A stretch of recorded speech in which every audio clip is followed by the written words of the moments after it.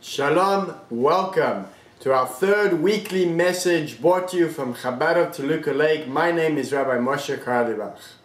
You know, there was once a man that unfortunately had lost his business. He was going through financial difficulties. So he decides, where's he going to turn? He's going to pray to God.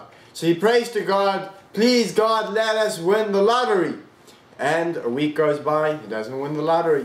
Next week he decides he's going to go pray again. He says, God, please let me win the lottery. I'm losing my house, I'm losing my car, let me just win.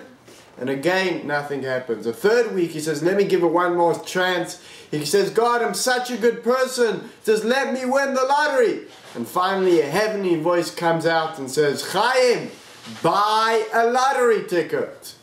You know, in this week's portion, we have God telling the Jewish people to go and conquer the promised land. And God tells Moses to send messengers to seek out the land.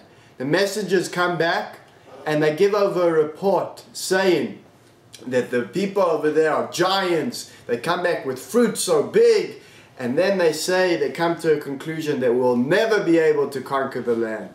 And what consequently happens, havoc occurs, and the Jewish people are punished, and they have to wander around the desert for 40 years.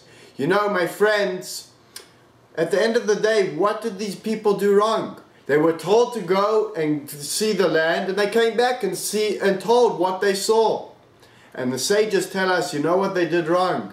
They did what they were told, but then they came to their own conclusion that we won't be able to conquer the land. And this we can learn an important lesson. We each have our own mission. We each have our own part to conquer.